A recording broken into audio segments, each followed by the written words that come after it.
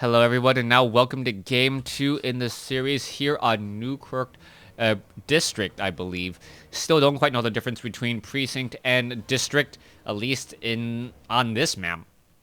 I think it's just in name only, as we now move into Game 2. Hyun tried to execute a 3-gate or a 3-hatchery push off of 2 bases, making it look like he was going to play a macro game, but Mana just too smart for it and had a very, very strong front door.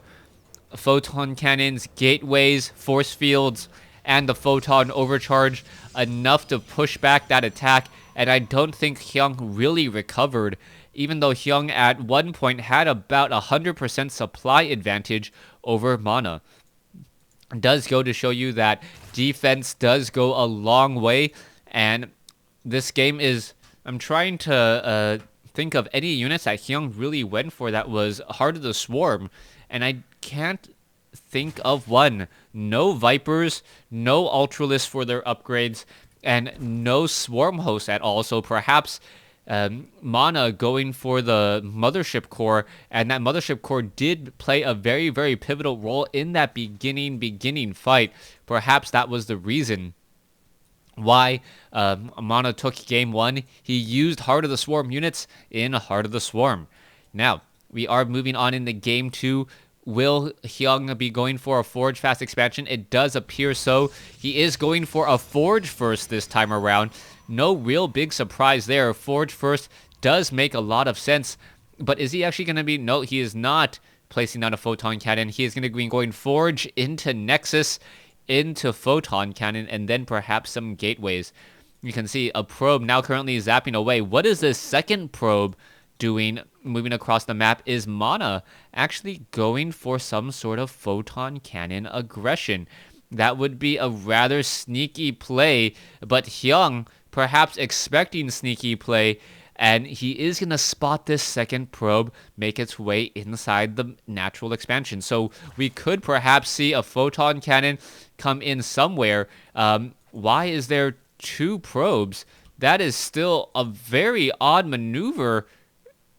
And yeah, I am just absolutely scratching my head. I gotta believe Hyun spotted this. If he didn't, then this is all a rather strange opening. Alright, in comes that gateway. Now a probe is going to be hiding off here. Is Hyun going to be able to spot that last probe? I believe he's looking for it, but I don't think he's going to actually find that probe. Nope, he doesn't gain sight of that probe off in the corner. Photon Cannon is now done. We could perhaps see one pylon followed by some reinforcing zealots and through that warp gate, and also Photon Cannons here in just a moment. So Hyun looking to perhaps do a little bit of trickery here in game 2. Alright, this hatchery was established at about the 4-minute mark, 3 minutes and 50 seconds or 55. So standard third base timing for Hyun, as Hyun should be able to get on 3 bases pretty quickly. Now, the key question is going to be, are we going to see that Cybernetics core, and what will be the tech of Mana? Mana does have a very slight economic advantage, but I don't believe that will hold out for very long, as there is still this probe hiding off here. What is going to happen with that probe? I don't know. It is stuck behind enemy lines, one ramp too far, so to speak, and is it going to be enough? Queens, creep tumors all coming into play. That queen now making its way off to the third base. A zealot now trying to chase that Zergling. Not going to be able to do much of anything there. And I'm still keeping track of this probe, wondering what Mana wants to do with it. Now, Mana seems to be making a little bit more mistakes here in this game. He has been supply blocked, or he was supply blocked for a little bit of time, slowing down his harvester production. He's sitting at 40 over 44, and if he's not careful, will be supply blocked again, finally warping in another pylon. Meanwhile, Hyun is really playing the economic card as he's training up 6-7 drones at a time, and he has decent map control with these Zerglings. Zerglings now wandering around the field once more. Mana is supply blocked at 44 supply. Still not looking good. He needs to be able to continually train up those probes. Now at 48 over 52. And if he's not careful, he will end up losing that economic game. 48 to 38 so far, as we now see a single Zealot engaging against a Queen here. And now a sea of Zergling joins in on the fight, and the Queen goes, "My pretties, finish it off." Alright. Okay, I guess this is the tale of two bases, and each base having their own completely different story. Not much happening in course of scouting, in course of tech, and nothing really happening of any sort. Is Mana going for a 2 base?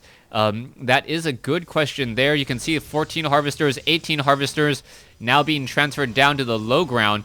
And with 1 mothership core and weapons and armors upgrades, this may be enough of a 2 base. We can see that the stalkers and the sentries are already making their way out. There isn't any immortals though, so this is not an immortal sentry all in, as the Zerglings are now trying to engage. Zerglings are now looking to back off, as we see a 3rd base being established by Mana. This is not what I was expecting to happen. Mana was already behind economically, and him trying to catch back up by establishing up his 3rd base, he's not really going to be able to transfer that many workers over to be super efficient as of yet. 18 harvesters here, 19 harvesters here. He can pull off maybe 3 or 4 workers on each of those bases and then pull them over to the 3rd, but he is going to be exposing himself by a lot. We can see a macro hatch now coming in, and perhaps this is just a strategy of Hyun. He doesn't like placing or getting extractors inside his main base. Both of his expansions have them, so I guess it's difficult to figure out how much gas Hyun is really working off of. Here we go. Zerglings are now off to the north. Do the Zerglings know? Yes, they do know about that expansion over here. And now waiting for the attack are the sentries. Oh, they are going to get a good round of force fields off. And what is happening here as the Zealot unable to engage? Hyun looking to absolutely get destroyed again. Just superior positioning by Mana and all of his units, but is it going to crack that door? So far, photon cannons and Hyun just seems absolutely off this game. His macro is spot on, but everything else just seems to be falling apart. 128 supply versus 80.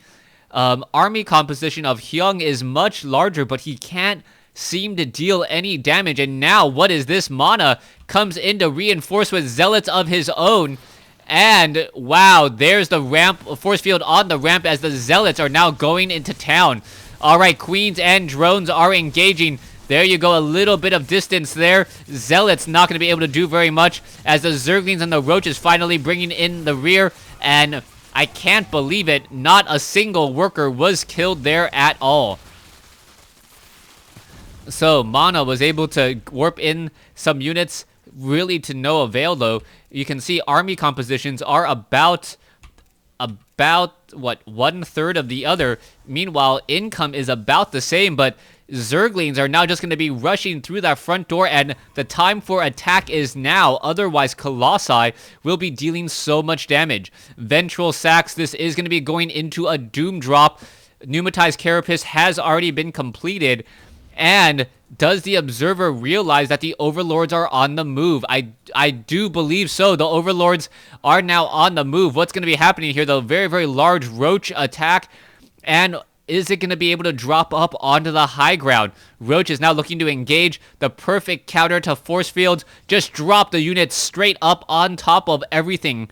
And when you drop all of the units, force fields don't do a thing. So here we go. Are we going to have the engagement? What is going on in those Overlords? There we go. The entire Zerg army pretty much inside those Overlords now. And Hyun needs to drop those units off quickly. What is happening? Oh, Zerglings and Roaches now trying to engage. Here we go. The Roaches are now going to try to push up onto the high ground. There's a force field. And the Roaches, what is happening? It does look like a doom drop trying to split the defense. And here we have one Overlord is going to get taken down. And this is going to drop straight up inside the main base. This could potentially be bad. Hyun is in a very, very strong position here as the natural or the third base is going to be falling. All those units trying to make their way in, and roaches are getting dropped off here. All right, a lot of units getting taken down. This nexus is going to fall, and this is just taking a sledgehammer to break a piece of glass. An absolutely superior army in terms of size, destroying the other. And you're going to see one, if not two nexuses fall here in just a moment. And we are now down to one mining base only. Stalkers, our roaches are now getting dropped off here. They're not going to be long for life, but the damage has already been dealt. All the units of Hyun should be backing off as Hyun is now sitting on 4 bases. Worker kill count 22, and Mana looks to be in a bit of trouble. So one of those situations, taking a sledgehammer to do sledgehammer instead of a scalpel to rip out and destroy your opponent, and that was that. A beautiful attack and drop. Actually, I can't even call it a beautiful attack. More of a brute force attack as opposed to an elegant attack into the main base. We are now sitting at 200 supply for Hyun. Hyun needs to engage as soon as these Zerglings hatch. And once these Zerglings hatch, what is going to be the follow-up play? The weapons upgrade for that Protoss army will soon be 3-1, as opposed to the Zerg, which currently has 0-0 upgrades. And maybe even the Protoss level, the weapons upgrades may actually finish before the melee, as long as it's chrono boosted. Mana, though, with only one nexus, doesn't have that much chrono boost to spare. So most likely not, as the Queen now pushing away another mothership core. Alright, massive roach army. Oh, sorry, these roaches are upgraded 2-0. That does change things quite a bit. 2-0 roaches, all very beefy. No burrow research, though, as Baneling carpet bombing now coming in. Baneling carpet bombing, an oldie but a goodie of a strategy. One of those problems where Banelings fall out of the sky, and since the Overlord has 200 hit points, it is rather difficult to take out. Overseer is in position. Roaches and Zerglings. Still, Hyun not using any real tier or Heart of the Swarm units, as we are now going into an infestation pit. Roaches now going to be dropping into the third base.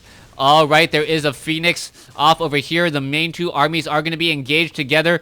And what is going to be happening? Oh, this could be very deadly. The roaches are going to be dropping straight up inside this mineral line. The probes are trying to get away. And it looks like the photon overcharge is coming into play. Oh, is that Overlord going to get shot down? Does it? Oh, yes, it does. Only one roach was dropped. And that is a problem. Nothing inside the main here, as we now see Stalkers blinking up onto the high ground. Alright, Roach is now looking to come in. Are the Overlords going to be dropping anything on top of these units? It looks like they will be. And Banelings all falling from the sky, dealing so much damage as the Roaches are able to engage again. But what is this? Mana somehow has evened up the supply count again. Hyun, though, with a huge bank, should be able to flood back in and take the game. 94 Zerglings now being trained. Only 2 larvae left. And Mana really... I gotta just say, Mana is playing this game beautifully. He has lost less than his opponent. He is defending beautifully. He is just losing the economic game by spades here, as Hyun is running up on so many bases. You can take a look at this. How many Zerglings are on the field? The Zergling army is much larger once more. Are we going to have a lot of Zerglings scampering around the field again? Baneling movement speed now coming online. There is one mothership core, and that is it. The Zerglings are going to just try to swarm into position. I don't see Colossi. I don't see sentries. Hyun needs a strike while the iron is hot, and the iron is red hot right now. Can he engage and take the lead? Zerglings still wandering around the field. An Overlord army just spewing creep for no other reason. And wow, so many Banelings. 45 Banelings now being morphed in. And that's gotta be a very, very scary army. Okay, So Banelings now jumping inside all of these units. Oh no, they are not jumping inside those overlords. Zerglings working together. Banelings without Baneling movement speed. Oh, now jumping into other overlords here. Is this gonna be enough? Oh my gosh, this is just absolutely deadly. Banelings just gonna start splashing in. And where are they going to next? All right, here comes the engagement. Overseers, Baneling movement speed now ready to go. Are they going to be able to hit their targets? That is the question, as the Zerglings are now falling out of the sky. Banelings dropping up on top of so many units. Colossi, Zerglings, Stalkers all falling. But Hyun, having more to lose and able to lose more, takes the game. But it really felt like Mana played the better game. Hyun just had the stronger economy. As many players have said, macro versus micro, and Hyun definitely won that game with macro with a superior economy and a decent drop inside both the first base, the primary base, and the third base at the same time to get that macro advantage. Thanks for watching. Thanks for listening.